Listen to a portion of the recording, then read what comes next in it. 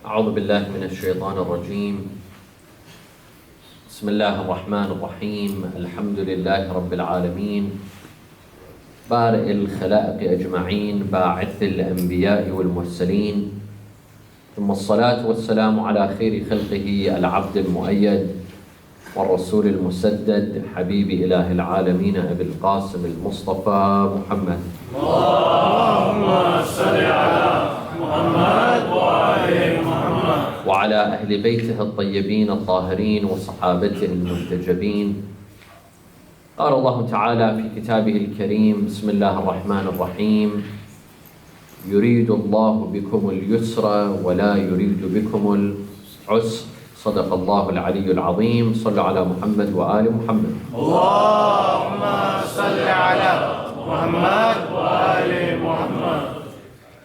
There is a logical rule that is practiced by everyone, regardless of which religion you follow, which race you come from, which nationality you come from, and what language you speak. There is a logical rule, and that is to avoid harm. If there is harm, your logic, your mind tells you to avoid it. If there is a meal that is harmful for you, you won't eat it. If there is a journey that could be harmful for you, you avoid it.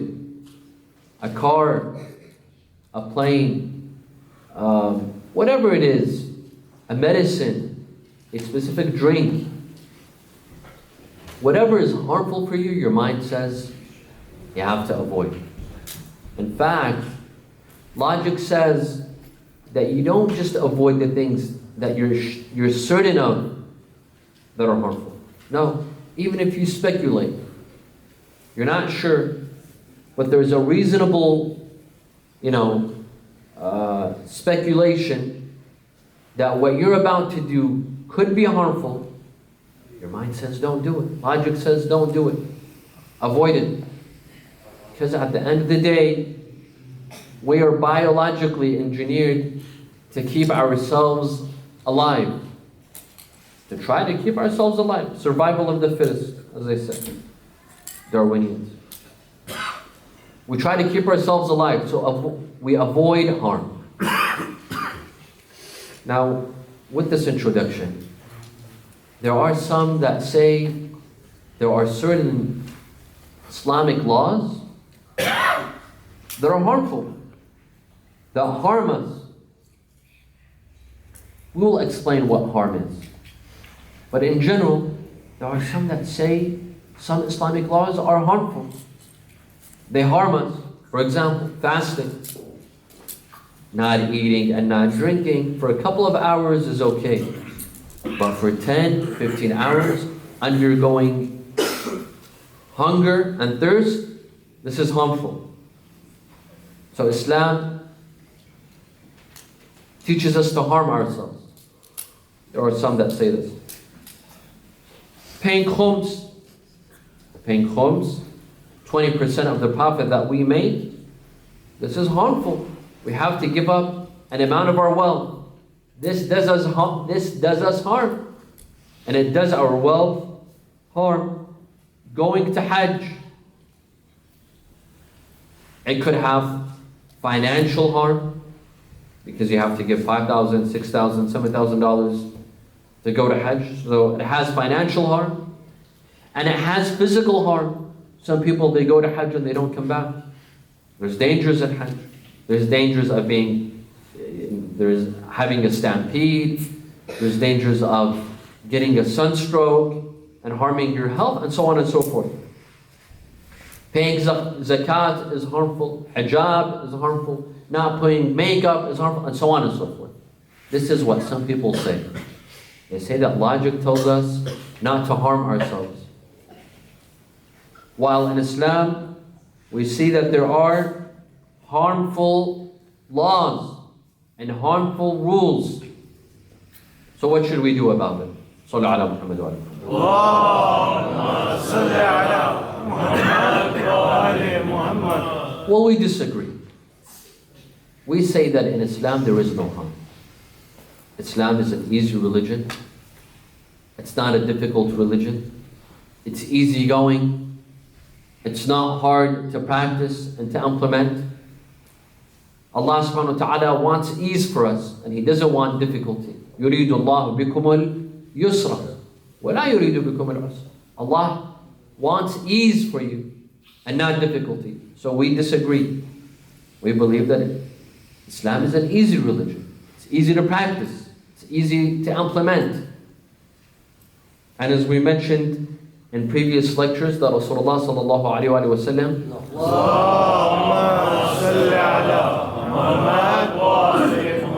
had stated on the lines of, might not be his exact words, إِنَّمَا بُعِثْتُ بِالشَّرِيعَةِ السَّهْلَةِ السَّمْحَاءِ, that I was sent with the easy religion, the comfortable religion, the easygoing religion. الشريعة السهلة السمحة. Now, tonight, from this idea that Islam is an easy religion and it's not difficult to follow, we'd like to introduce a principle that scholars have discussed, and it stems from one of the prophetic narrations, a narration by our prophet. And this principle is called no harm. No harm in Islam. لا ضرر ولا ضرار في الإسلام. This is one of the key principles in jurisprudence, in Islamic legal theory, that we firmly believe in. There is no harm in Islam. And it is one of those key principles that has made Islam easy to practice and easy to follow, in addition to other several principles. Several esteemed scholars have written on no harm in Islam. They've written treatises. Some have written even books on the principle of no harm in Islam. Scholars beginning with Shaykh Murtada al-Ansari, and all scholars who followed after him, they discussed this principle in depth.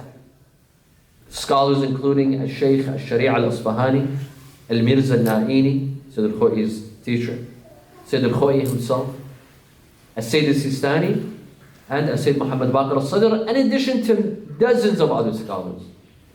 In fact, most jurists have designated a book or a chapter in one of their books on the principle of La Darar. Tonight we shall examine, number one, what is the basis of this principle? Where did it come from? Number two, what is the meaning of this principle? La darar wa la darar fil Islam. No harm in Islam. That is very broad and it's very vague. What does it mean? There's various interpretations, and we shall point to the various interpretations. Number three, there are some obstacles that face this principle in implementing this principle. What are those obstacles? And can we overcome those obstacles? And four, what other uses are there to this principle? We shall try to answer these questions tonight, inshaAllah. Wa sallu ala Muhammad wa ali Muhammad. Allahumma salli ala Muhammad wa ali Muhammad. La darar wa la darara fil Islam. This is a narration that has been numerously reported by Prophet Muhammad. Khabar mutawatir, meaning numerously reported. So we definitely know that Rasulullah said this. And there are many narrations in different contexts that this narration was stated. In both schools of thought, in the school of thought of Ahlul Bayt and in the Sunni school of thought, we both narrate this narration and we both agree upon this narration. So this is something agreed upon by both schools of thought.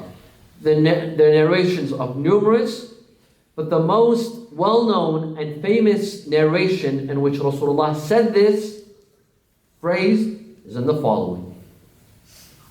In the city of Medina, when Rasulullah ﷺ was in Medina, there was a man from the Ansar, from the indigenous citizens, the natives of Medina. This person, who we don't know his name, in the narration he's called an Ansari, meaning from the helpers, from the people of Medina.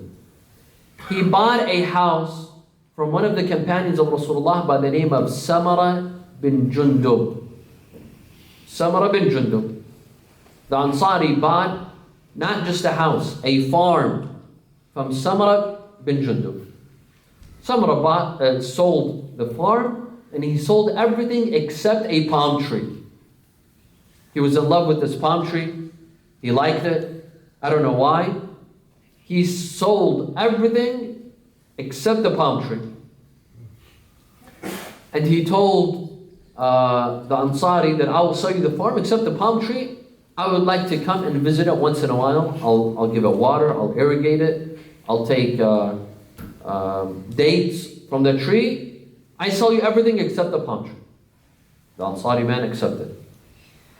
What happened was that Samara, he thought that he can come and visit the tree whenever he wanted, during the day, during the night. Although the Ansari man was married, he had a wife, and Muslim women have to cover, they practice hijab. Samara came in and came out, and by going to the farm and to see the tree, he had to pass in the middle of the Ansari's home, Ansari's house, without saying, typically, in Arabic countries, when a non-mahram man comes and visits, and there's, non-mahram woman, he has to say what? Ya Allah, Salaamu Alaikum. He has to say something to signal that I am about to enter, so that the woman wears her hijab. Samara would come in without saying Ya Allah, without saying anything. He would barge into the Ansari's house and go to his tree. He would pick up the dates, he would irrigate the tree and leave. Once, twice, 3 times. Ansari one day told him, listen, Samara, you sold me this farm, and you do have a tree in the farm, but this does not give you the right to barge in whenever you'd like. My wife, maybe my daughters, I don't know if you had daughters, they wear hijab. You have to honor and respect their hijab. If you like to come in, let me know ahead of time so that my wife wears hijab, you can come and visit your tree. And plus, you don't need to visit your tree 7 times a day or 6 times a day. 1 time is enough. You can't barge in and ruin our time of, rest. We might be sleeping, we might be napping. You have to have respect. Samara did not listen. He would come in whenever he'd like without saying Ya Allah, not honoring the hijab of the Ansari's wife. He'd come in and out as he pleased. I will tell you a little bit more about Samara when I finish the story. Samara was a character. He was rude. He lacked akhlaq. He lacked ethics. As a great deal of these, A'rab, not even Arab, A'rab, that Rasulullah was sent. You can imagine what Rasulullah had to deal with. A lot of these guys, this was their akhlaq. They were rude. They had no respect for people's honor, for people's dignity. And by the way, they still exist till today. They still exist till today. The same hypocrites, the same akhlaq, the same rudeness exists till today. The Ansari, he was fed up. So he came and he told Rasulullah, told him, Ya Rasulullah, you have to fix this problem for me. Samara is violating my rights. He's violating my privacy. And he's violating my wife's hijab. He barges in whenever he'd like. He doesn't knock the door. He doesn't say Ya Allah. He doesn't seek for permission. And he comes to his tree. You have to speak to him. Rasulullah called Samara. Told him, come here, Samara. Why don't you seek permission to enter the house? He said, Ya Rasulullah, I sold the farm with one condition, that I get to visit my tree whenever I'd like. He told him, yes. But did he tell you that you can walk in even when his wife is not wearing hijab? Even when they're resting? Even when they're sleeping? Even when they're eating? No. He didn't tell you this. Where's your manners? Before entering the house, seek permission. He said, no. This is my tree, and I will barge in whenever I'd like. Imagine the audacity. This was just one example of those who were rude to Rasulullah. You can imagine how many others there were. Rasulullah told him, okay, let's make a deal. I'll buy the tree from you. I will buy the tree. Sell me the tree, and I'll give you money. He said, no. He said, I'm willing to buy the tree from you, more than its cost? He said, no. He said, okay, I have a better deal for you. Give me the tree. Give it to me as a gift, and I will ensure you a tree in paradise. He said, no. Imagine the idiot. Rasulullah did not only guarantee him a tree in paradise, he also guaranteed him what? A place in paradise. He said, no, I don't want the tree. I don't want your tree. I don't want a tree in paradise. I want this tree. Rasulullah kept on trying to negotiate with Samara to try to either sell him the tree or give him the tree, but in return he will have a tree in paradise. Samara refused. At this point, Rasulullah was angered. He looked at the Ansari. He said, اقلع الشجرة وارم بها وجهه فإنه لا ضرر ولا ضرار في الإسلام. He told the Ansari, he said, listen, go and break the tree and throw it at Samara's face, because Samara is a person who harms others. And in Islam, there is no harm. صلوا على محمد وعلى آله.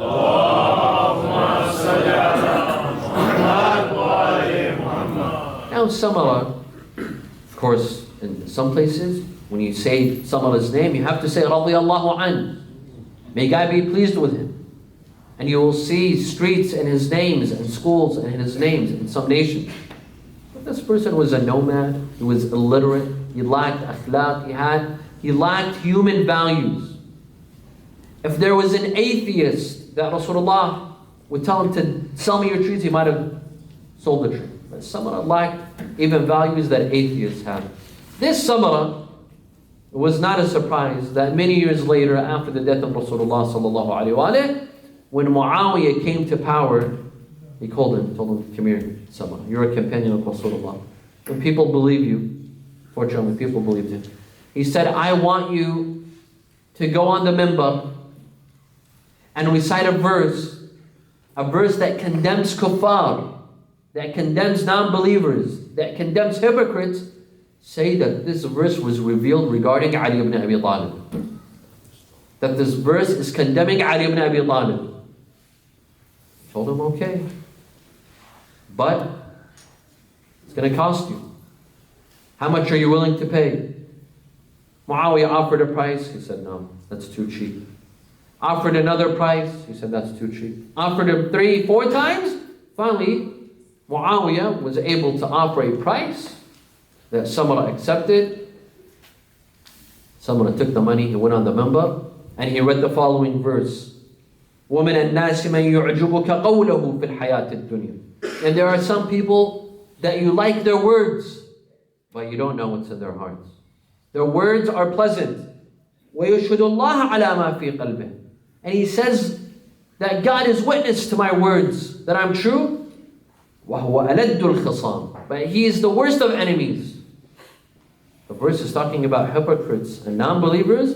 Samara bin Jundub says this verse was revealed regarding Ali ibn Abi Talib. Can you imagine?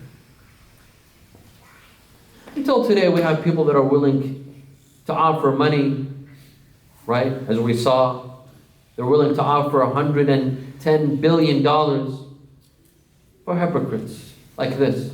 Today we see hypocrites like this that are willing to offer money, to buy arms, sell arms.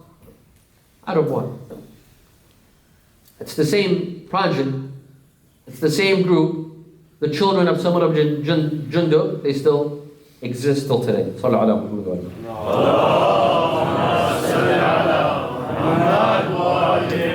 So this is the basis of this principle. لا ضرر ولا ضرار في الإسلام. But what does it mean? What is the meaning of this principle? First of all, what is ضرر? Dharar means harm. But what is harm? Harm is the loss of something. The loss of health, that is harm. So if you eat a food that makes you lose your health, that food is harmful. If you lose your wealth, that is harmful. You make a harmful investment, you lost your wealth. If you lose your life, that is harmful. Harm is anything that is loss. It has loss. Loss of something. That is harmful. Right? Losing $1 million, that is harm. Not gaining $1 million, that is not harm. Not getting something which you never had, that is not harmful. Right? But losing something that you have, that is harmful. This is what jurists say. Now, scholars, in interpreting this hadith, لا ضرر ولا ضرار في الإسلام, scholars are split in two camps. Two schools of thought. One interpretation, and this is the useful interpretation. They're both useful, of course. They're both useful. But one is more useful than the other.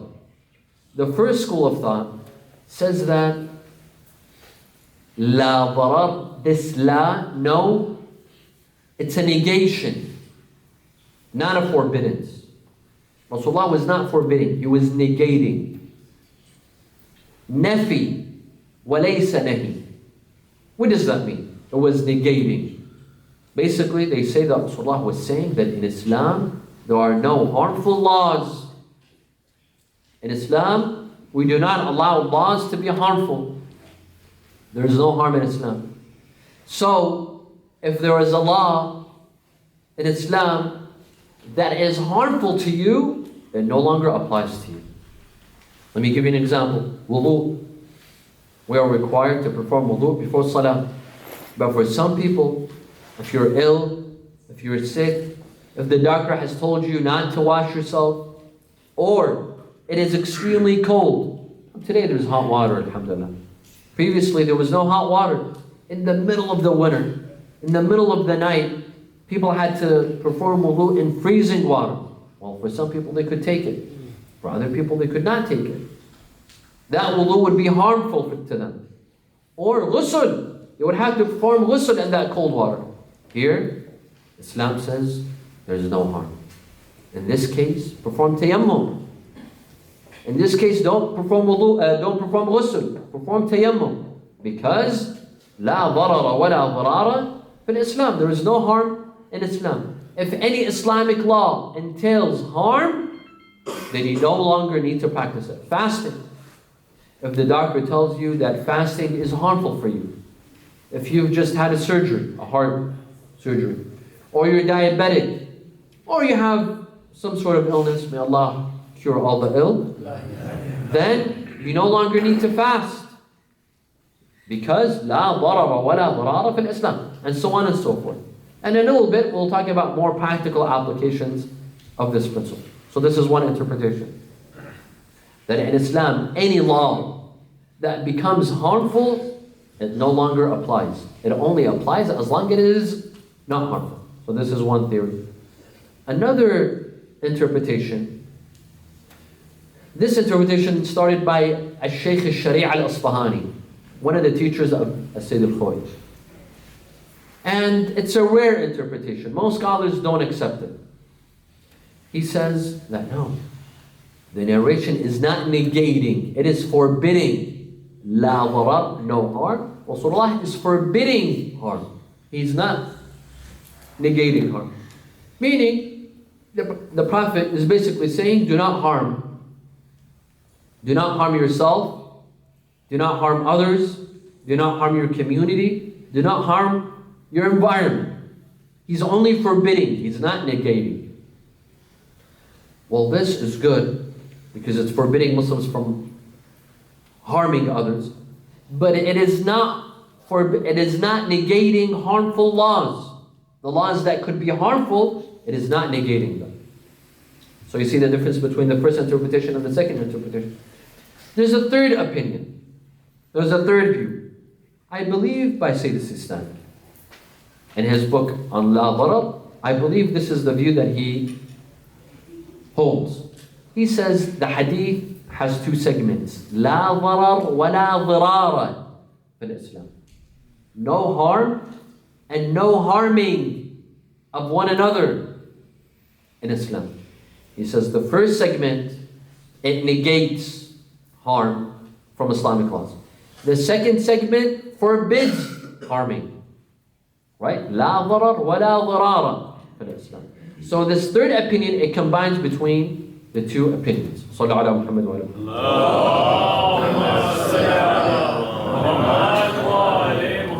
We have a similar principle. in fiqh called La Haraj. La Haraj means no emotional difficulty in Islam. ما جعل عليكم في الدين من حرج. This is a verse in the Quran.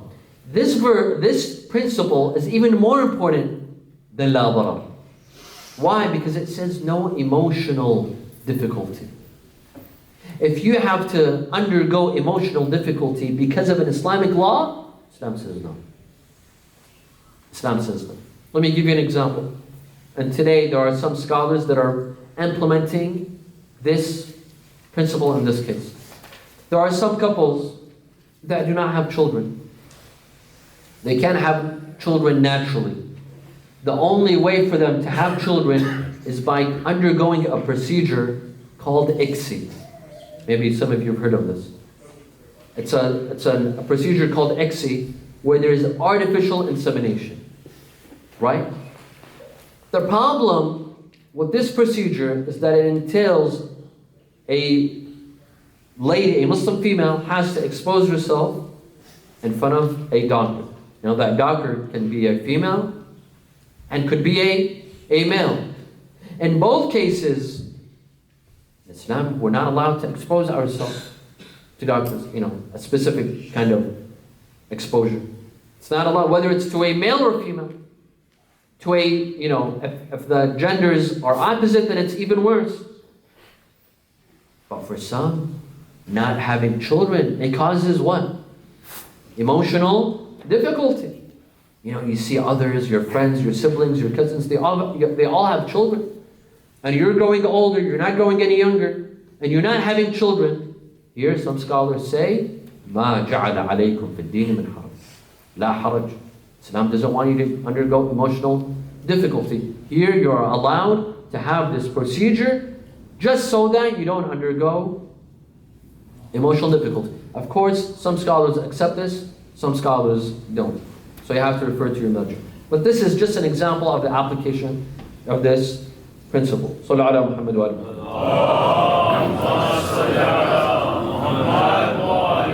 Now in Islam, according to jurists, we have primary laws and secondary laws. What do we mean by this? Primary laws and secondary laws.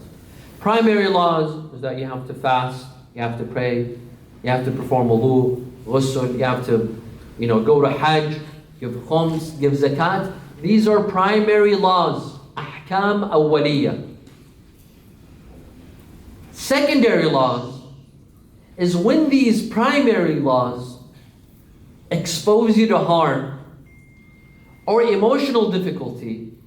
Here, these laws no longer apply. You have what? Secondary law. So the secondary law is for fasting. If it's harmful, you don't have to fast. With wudu, you don't have to perform wudu. You give tayammum. And so on and so forth. So we have primary laws and we have secondary laws. This la darar and la haraj, no harm and no emotional difficulty, they rule over primary laws. So la darar says, I have the final say, whether this law is harmful or not. If it's not harmful, it applies. If fasting is not harmful for you, you fast. There's no problem. But if it is harmful, I get to decide. La darar. The principle of la darar basically speaks and says, I get to decide. You don't fast. Because Islam does not want harm for you. Sallu ala Muhammad wa alihi.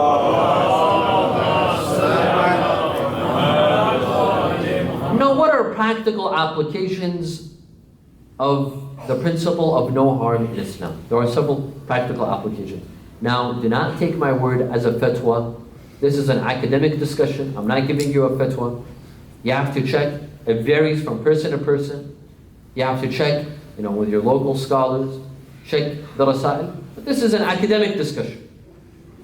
One of the practical applications of no harm is if, let's say you're a female and you've worked hard, you've gotten a good education, you spent a lot of money on your education, you went to an Ivy League, and you worked hard, and you applied to a job, and this is the job that suits you. And there's no other job that suits you. Let's just say that for an example. Of course, there's lots of jobs, right? But let's just say that there's no other job. And you go to the job interview, and the one who's interviewing you extends his hand, and you have to shake his hand. And you know that if you don't shake his hand, you will lose this job, and it's the same case in all other jobs. You will end up working at McDonald's or Burger King. Let's not discriminate just against McDonald's, right? So what do you do in this case? Of course, this is a hypothetical situation. I don't want you to take, misunderstand me and you go around shaking people's hands, starting from today. No. Basically, this is the point. If by not shaking someone's hand, you will have harm to yourself, to your wealth, to your business, great harm that you cannot take, Islam here says, لا ضرر ولا ضرار في الإسلام. This is one case. Again, I do not want it to be misconstrued and taken advantage of. And people go shake this. No, there has to be, unwanted harm or harm that you cannot take. Here Islam says, khalas. Shake hands and don't handle this harm. This is one. 2, exposing yourself to a doctor. If there's no female doctor, or let's put it the other way around, you're a man, and you have to expose yourself, and there's no other male doctor, right? You go to the emergency room, and there's no other male doctor, and you have to. It's a life or death situation. Or you will have to bear a lot of pain. You can expose yourself. Or if the doctor has to touch you, touch your hand, touch your arm, from the opposite sex, and there's no gloves, of course, if the doctor could wear gloves, then he has to wear gloves. If they couldn't, then Islam says no harm. There was no harm in Islam, right? Nurses, doctors, right? There are some other applications. In Islam, divorce is in the hands of whom? The husband, right?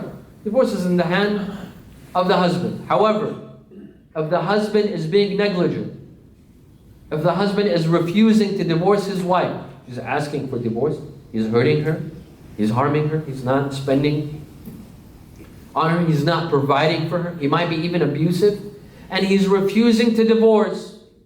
In this case, Islam says there is no harm. You can go to a marja or the representative of a marja and seek for divorce, and he could grant her divorce. Although that divorce is in the hands of the husband, but because he's implementing harm, Islam says there is no harm in Islam.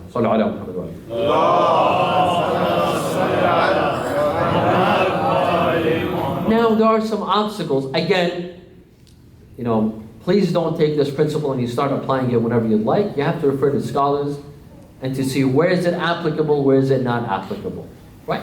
But generally speaking, we do have this principle that makes Islam a lot easier to implement. Islamic laws are not set in stone. Even if your life depends on it, no, it's not like that. Islam is easygoing. Islam makes exceptions. There's an exception to every rule, to every law.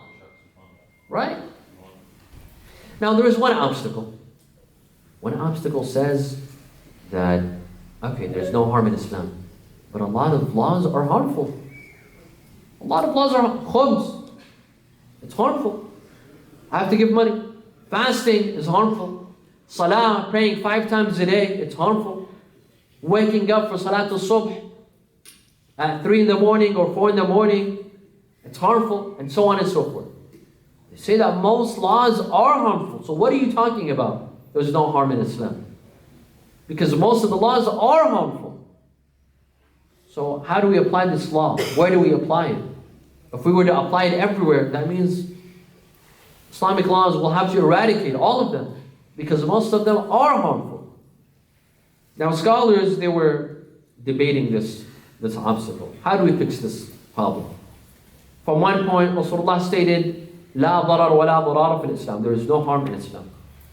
On the other side, a lot of laws are harmful. So does that mean that we don't apply most of the laws of Islam, or what is it that we do? until Sayyid Muhammad Baqir al-Sadr thought of a solution. It's a beautiful solution. Sallu ala Muhammad wa alihi.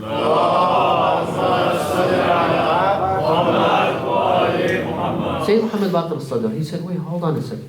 Who told you these laws are harmful? Who says they're harmful? It depends on which perspective do you take. Do you take an individualistic perspective or a communal perspective?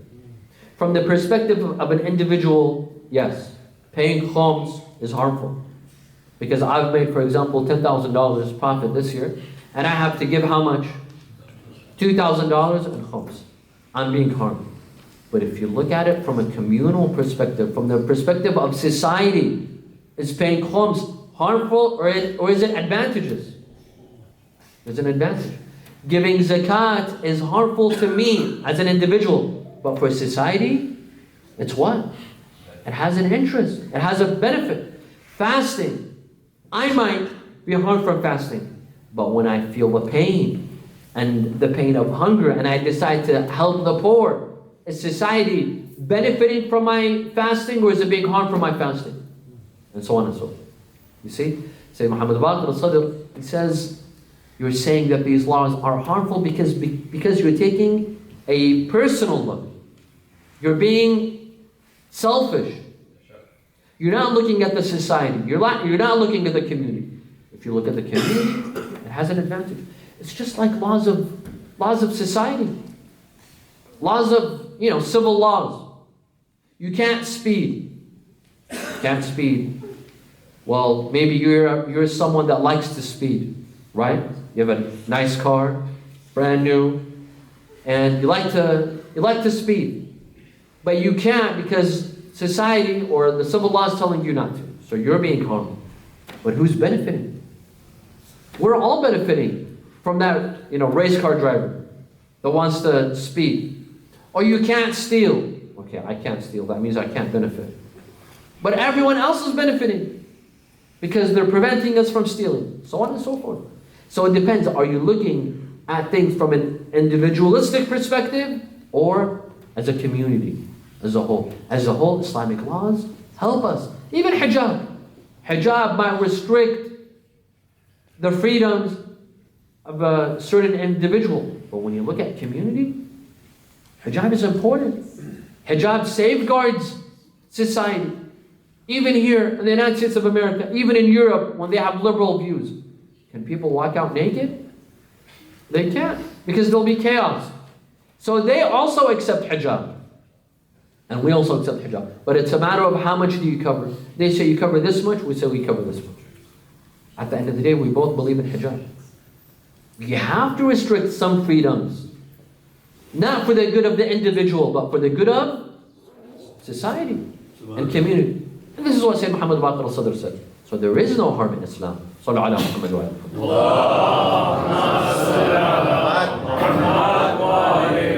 So this was the first interpretation, negating harmful laws in Islam. The other perspective, the other interpretation is forbidding harm. And of course, this is also important. In Islam, you cannot harm. You cannot do harm. You cannot do harm to yourself, right? You cannot kill yourself. You cannot commit suicide. وَلَا تَلْقُوا بِأَيْدِيكُمْ إِلَى التَّهْلُكَةِ. I believe that's the verse. وَلَا تَلْقُوا بِأَيْدِيكُمْ إِلَى التَّهْلُكَةِ. You cannot kill yourself. You cannot harm yourself. Some scholars, they used this principle to say that smoking is haram. Yes. If smoking is proven to be harmful, then it is haram. If it is not, that's another case. There are some mujtahids today, they give a fatwa on this. And others are not so, convinced. Harming others is haram. To harm your family, to harm your friends, to harm your community, to harm the environment. You cannot come and cut trees and destroy the environment, or even use new technology that hurts the environment. Oil and gas and pollution. And that's why we encourage going to green energy. Because the other kind, it destroys the environment. And Islam says there is no harm in Islam. Right? لا ضرر ولا ضرار في الإسلام. You cannot harm people. these fanatics today in London and in Manchester and in other places that come, in a concert where there's kids. They're teenagers. You come and you bomb these kids. What kind of a Muslim are you? Or you go on a sidewalk and you start ramming into people, civilians, innocent civilians. This is Islam. Believe me, these people are not Muslim. They're nothing. They know nothing of Islam. And I think there's a major conspiracy going on. These people are not Muslim. It's being done in the name of Islam. But believe me, they're not Muslim. And I support the decision that was made by the Council of Scholars in the UK. Over 150 scholars in the UK, they refused to pray Salat al-Mayyit, Salat al-Janazah, over these evildoers. They said, we will not pray over their bodies. And will not give them ghusl, and will not bury them in our cemeteries. Because they're not Muslim. Because in Islam, we believe in no harm. لا ضرر ولا ضرار في الإسلام. صلوا على محمد وعلى آله. So you see, my dear friends, Islam is a convenient religion. It's an easygoing religion. It's easy to follow. There's nowhere where you have to implement an Islamic law and it's harmful for you. I assure you. Don't say that Islam is harming us, Islam is difficult, I hate being a Muslim. No. Islam is lenient. Islam is convenient. Wherever there's harm, Islam says you need to put the Allah aside for a moment. Islam looks out for us. Islam looks out for our society, for our community, for our environment. Islam says لا ضرر ولا ضرار في الإسلام. صلى على محمد وعلى آله.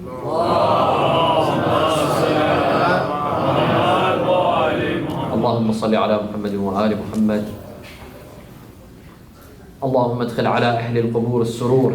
اللهم اشف كل مريض. اللهم داوي كل جريح. اللهم اكس كل عريان. اللهم اشبع كل جائع. اللهم اغني كل فقير. اللهم اقضي دين كل مدين. اللهم سد فقرنا بغناك وغير سوء حالنا بحسن حالك واقض عنا الدين وأغننا من الفقر فإنك تقضي ولا يقضى عليك. ولأرواح المؤمنين والمؤمنات والعلماء والشهداء نقرأ سورة الفاتحة مع الصلوات. اللهم صل على محمد وعلى آله